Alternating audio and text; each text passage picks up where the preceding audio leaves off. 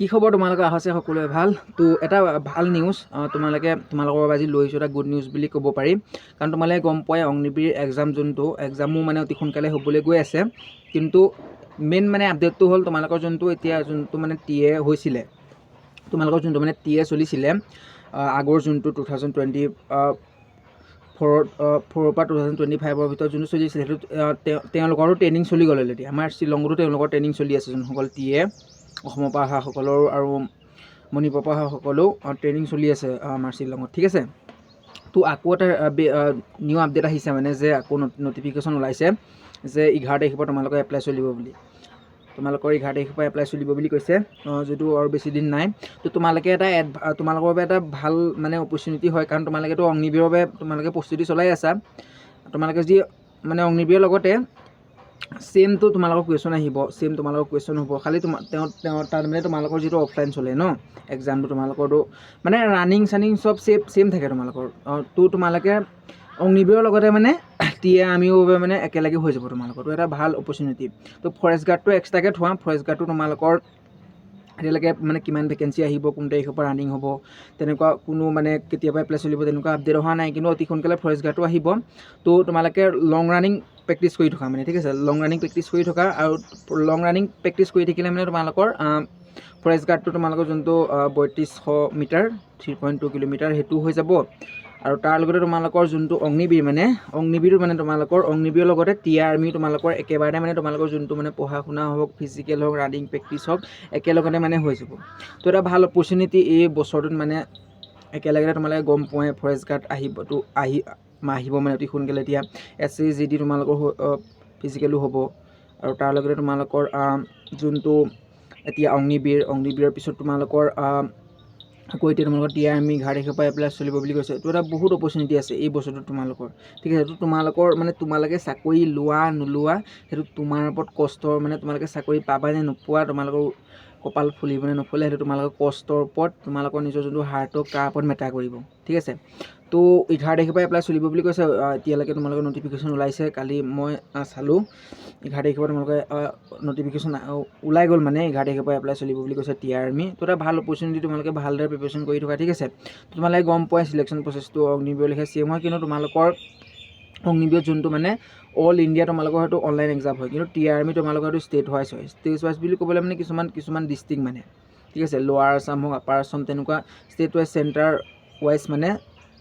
তেনেকুৱা হয় যেহেতু আমাৰ টিআৰ যোনটো তিনিচুকীয়াত তেনেকৈ এক্সাম হয় যোনটো মানে চেণ্টাৰ তিনিচুকীয়াত আছে ঠিক আছে তেনেকুৱা ধৰণৰ মানে চেণ্টাৰ ৱাইজ তোমালোকৰ এক্সাম হয় তো তোমালোকে গম পাই প্ৰথম তোমালোকৰ যোনসকল মানে পাছ কৰে যোনসকল মানে এক্সিলেণ্ট মানে যোনটো টিআৰ আৰ্মিৰ কথা কৈছোঁ যোনসকল এক্সিলেণ্ট মানে মাৰে মানে তেওঁলোকৰ টিআৰ আৰ্মিটো বেছি লোৱা নৰখায় অগ্নিবীৰৰ লেখীয়া ঠিক আছে কাৰণ টিআৰ আৰ্মিটো এটা পাৰ্মানেণ্ট চেলেৰি তেওঁলোকৰ অগ্নিবীৰতকৈ চেলেৰি তেওঁলোকৰ ভাল মানে তো তোমালোকৰ যোনসকল মানে এক্সিলেণ্ট মাৰে ৰানিঙৰ যোনসকল এক্সিলেণ্ট মাৰে তেওঁলোকতো মানে পাই যায় এক্সাম দিবৰ বাবে তো এক্সাম তোমালোকৰ চেম হয় তোমালোকৰ জিকে আহিব মেথছ আহিব ছায়েন্স আহিব ৰিজনিং আহিব তোমালোকৰ মেক্সিমাম মই জনামতে তোমালোকৰ দুটা এক্সাম হয় যোনসকলে আমাৰ পাছ কৰি আহিছে তেওঁলোকৰ যোনসকলে ট্ৰেইনিং কৰি আছে বৰ্তমান জুনিয়ৰসকলে যিটো ট্ৰেইনিং চলি আছে তেওঁলোকৰ শ্বিলঙত তো মই তেওঁলোকক সুধিলোঁ যে তোমালোকৰ চিলেকশ্যন প্ৰচেছটো কেনেকুৱা তো তেওঁলোকে ক'লে কি যোনসকল ল'ৰা মানে আমি এক্সিলেণ্ট মাৰিছিলোঁ এক্সিলেণ্ট মৰাখন মানে এক্সাম দিবলৈ পায় এক্সামৰ পিছত তোমালোকৰ মেডিকেল হয় তাৰপাছ ফাইনেল মেৰিট লিষ্টত মানে তেওঁলোকৰ নাম আহে কিন্তু তোমালোকক মই এইটোৱে ক'ম তোমালোকে যদি চাকৰি ল'বলৈ মন আছে তোমালোকক চব ল'ৰাইতো পঢ়া শুনাত মানে এক্সপাৰ্ট নাথাকে ন কিছুমান পঢ়া শুনাত কমজোৰ থাকে তো যোনসকল মানে পঢ়া শুনাত কমজোৰ নহয় তেওঁলোকে মানে ফিজিকেলত যদি এক্সিলেণ্ট তোমালোকে মাৰি থ'ব পৰা ভাল নম্বৰ এটা তোমালোকে যদি আনি থ'ব পৰা তো তোমালোকে আৰামছত মানে তোমালোকৰ চাকৰিটো পাই যাবা ঠিক আছে তোমালোকৰ এক্সামত তোমালোকে অলপমান মানে কম নম্বৰ পালেও তোমালোকে মানে কি হয় যোনটো মানে তোমালোকৰ ফিজিকেল এক্সিলেণ্ট মাৰ্ক আছিলে সেই ফিজিকেল এক্সিলেণ্ট মাৰ্কটো মানে যোগ হৈ যোৱাৰ ফলত তোমালোকৰ আৰামছত মানে নামটো আহি যাব ঠিক আছে তো এটা ভাল অপৰচুনিটি এটা হৈছে ভাল এটা জীৱনটো সফল কৰিবৰ বাবে ভাল এটা তোমালোকৰ জীৱনত তো আমাৰ দুখীয়া ল'ৰাবোৰৰ ক্ষেত্ৰত কৈছোঁ বহুত মানে পইচা সুবিধা হয় কৰিবৰ কাৰণে কাৰণ তোমালোকৰ মা দেউতা ইমান কষ্ট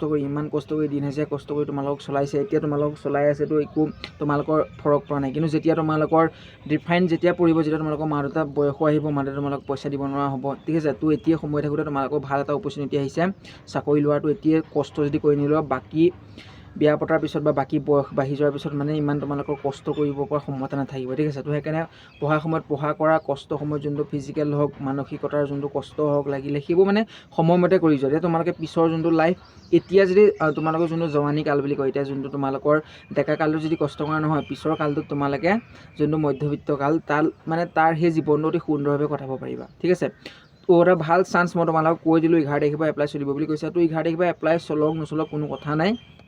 এপ্লাই চলা কাম চলি থাকিব। কিন্তু মেইন তোমালোকৰ যোনটো অগ্নিবীৰ এক্সামৰ প্ৰিপাৰেশ্যন কৰা, আৰু অগ্নিবীৰ যোনখিনি তোমালোকে পঢ়িবা নহয়, প্ৰায় ছেম ৰিলেটেডে মানে তোমালোকৰ টিয়াৰ আৰ্মি তোমালোকৰ কুৱেশ্যন আহিব। হয় তোমালোকৰ অফলাইন হ'ব, কিন্তু ছেম কুৱেশ্যন, কাৰণ 10 লেভেল হয়, 10 লেভেল ভেকেঞ্চি আহিছে। তো 10 লেভেলৰ তোমালোকৰ কুৱেশ্যন কাটে মানে। আচলতে কথাটো কি হয় গম পায়, তোমালোকৰ যদি 12 তোমালোকে ফৰেষ্টাৰ যোনটো SI বা গ্ৰেজুৱেট যোনটো SI, তেওঁলোকৰ গ্ৰেজুৱেট লেভেলৰ কুৱেশ্যন আহে, কিন্তু তোমালোকৰ যোনটো 10 লেভেল, তো সেইকাৰণে মানে কাট অফটো বেছি গুচি যায়, কাৰণ 10 লেভেলৰ বহুত কেণ্ডিডেট আহে ন এক্সাম দিবলৈ। তো সেইকাৰণে তোমালোকে যদি কষ্টটো অলপ বেছিকৈ কৰা, নিজকে যদি বেছ দিয়া, নিজৰ ওপৰত যদি বেছ দিয়া নহয়, তোমালোকে নিশ্চয় চিলেক্ট হ'বা। কাৰণ যোনসকল ল'ৰা চিলেক্ট হয় তেনেকুৱা কঠোৰ পৰিশ্ৰম কৰাবোৰে মানে চিলেক্ট হয়। তোমালোকে যদি আনৰ ওপৰত ভৰসা কৰা, সি পঢ়া নাই এনেকৈ সি এনেকৈ পাছ হৈছিল, তো মই এনেকৈ পাছ হৈছিল, তেনেকুৱা নহয়। সময়ৰ লগত প্ৰতিটো ছিটুৱেশ্যন, সময়ৰ লগত প্ৰতিটো মানে ছিষ্টেম মানে অট'মেটিক মানে পৰিৱৰ্তন হৈ গৈ আছে, ঠিক আছে। তো তোমালোকক কৈ দিলোঁ মই, SC GD ফৰেষ্ট গাৰ্ডটো এক্সট্ৰাকৈ ৰাখা, মেইন তোমালোকে অগ্নিবীৰ প্ৰেক্টিছ ভালদৰে কৰা। প্ৰথমটো তোমাৰ এক্সাম হ'বলৈ গৈ আছে, আৰু এক্সামৰ লগতে তোমালোকে যোনটো মানে অগ্নিবীৰ প্ৰেক্টিছ টিয়াৰ আৰ্মিৰ লগত ছেইম হয় তোমালোকৰ চিলেকশ্যন প্ৰচেছ, ঠিক আছে। প্ৰথম তোমালোকৰ কিন্তু অগ্নিবীৰত প্ৰথম এক্সাম হয়, আৰু কিন্তু তোমালোকৰ টিয়াৰ আৰ্মিত মানে প্ৰথম ৰানিং হয়, মানে ফিজিকেল হয়, ঠিক আছে।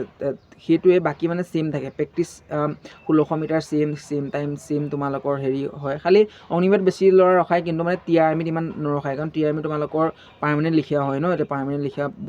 হয় মানে ভেকেঞ্চিটো, সেইকাৰণে তোমালোকৰ মানে তাত মানে কম ল'ৰা ৰখায়। কিন্তু 11 তাৰিখৰ পৰা এপ্লাই চলিব বুলি শুনিছোঁ, অতি সোনকালে এটা ভাল নিউজ আহিছে তোমালোকৰ বাবে। যোনসকল টিয়াৰ আৰ্মি এবাৰ অসমৰ যোনে বেয়া হ'ল আকৌ দিয়া, ঠিক আছে, কাৰণ 42 ইয়েৰ্ছলৈকে দিব পাৰি। তো ভাল এটা অপৰচুনিটি তোমালোকে হাৰ নামানিবা, ঠিক আছে। ভালদৰে প্ৰেক্টিছ কৰা, 11 তাৰিখৰ পৰা এপ্লাই চলিব বুলি কৈছে। যেতিয়াই এপ্লাই নচলক কথা নাই, কিন্তু মেইন তোমালোকে প্ৰেক্টিছ চলাই থকা ভালদৰে, ঠিক আছে। নিশ্চয় ছাকচেছ হ'বা যদি ভালদৰে কষ্ট কৰা, ফিজিকেল হওক মানসিকতা হওক পঢ়া শুনাৰ ক্ষেত্ৰত হওক, যদি ভালদৰে মানে প্ৰেক্টিছ কৰা তোমালোকে নিশ্চয় মানে ছাকচেছ হ'বা জীৱনত, ঠিক আছে। খালি মানে হাৰ মানি নিদিবা জীৱনত, ঠিক আছে।